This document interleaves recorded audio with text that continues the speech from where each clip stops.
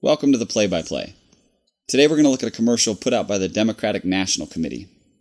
I do think Romney looked aggressive, maybe a little over-aggressive. Jim, let me just come back on that point, which just is these small businesses we're talking about. Excuse me. Romney didn't just take on the president, he also went after the moderator. All I want to do is very quickly. Let's get back to Medicare. Obviously, we're looking at a pro-Obama ad, or anti-Romney ad, whichever way you want to look at it.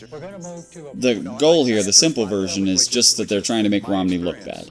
We're trying to paint him as inconsiderate, as rude, just to make him look like a jerk. Jim, the president began this segment, so I think I get the last word. All right, what we're looking at here is an ad hominem attack. It's basically a personal attack. Ad hominem is Latin for to the man, so it basically, in an ad hominem attack, instead of arguing that your opponent's ideas are bad, instead you just argue that your opponent himself is bad. Basically, it's a propaganda tactic that lets you ignore the actual issues and instead just focus negative attention on your opponent.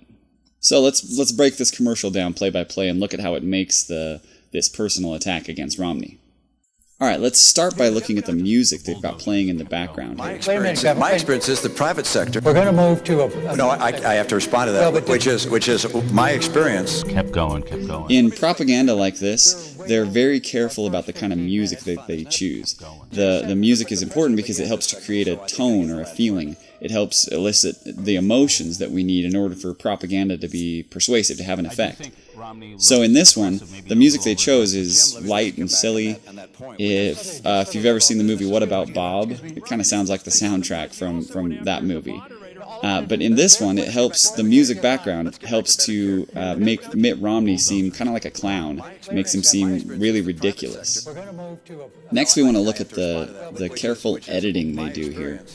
Most of the time in propaganda like this, you're going to see short little clips that are all edited together, and they do that so that they can give a more extreme impression than what reality really was.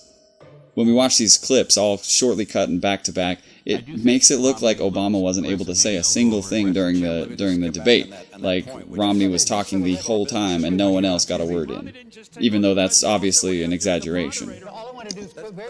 They're also very careful about choosing facial expressions. When they've got video clips like this, they edit it down and look for the facial expressions that are going to give the right impression. Look at the look on Obama's face.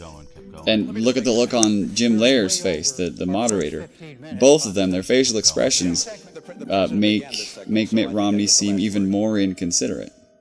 So does being inconsiderate have anything to do with what your policies as the president are going to be? Probably not, but that's the point of an ad hominem attack. Instead of focusing on actual issues, you just attack the person's character. It's a distraction. That's it for this edition of the Play-by-Play. So, remember, don't get played, check the Play-by-Play.